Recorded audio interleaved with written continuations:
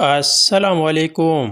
Rawalpindi express Azam Khan power heater نہیں بلکہ ڈرپوک کھلاڑی ہے۔ فاسٹ بالر کو اعظم خان پیچھے ہو کر کھیلتا ہے، سامنے آ کر شاٹ نہیں لگا سکتا۔ مزید مواقع دینا ٹیم کے لیے نقصان دہ ہے۔ اعظم خان کی کمزوری کا اب سب بالر کو پتہ چل گیا ہے۔ اعظم خان کو اگر پاور ہیٹر بننا ہے تو پہلے اس کو شاہد خان افریدی اور عبدالرزاق کی طرح بہادر بننا پڑے گا۔ اب بہتر یہی ہوگا محمد رضوان وکٹ کیپنگ کرے اور عثمان خان کو موقع دے۔ سعیم ایوب نے 20 ٹی20 میچ کھیل لی ہے اور ابھی تک اس نے کوئی قابل ذکر سکور نہیں کیا ہے۔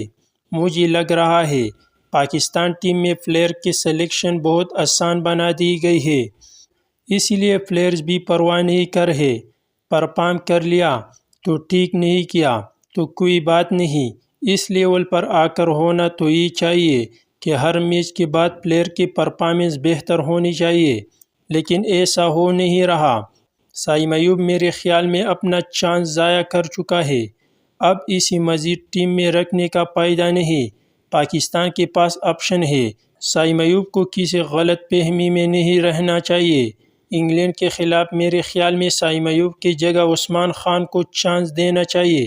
پاکستان نے ٹی20 ورلڈ کپ 2024 کے لیے 15 رکنی اسکواڈ کے نام ICC کو بھجوا دی ہے۔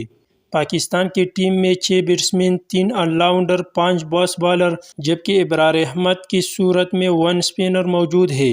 عرفان خان، نیازی، حسن علی اور سلمان علی آغا کو ریزرو کھلاڑیوں میں شامل کیا گیا ہے۔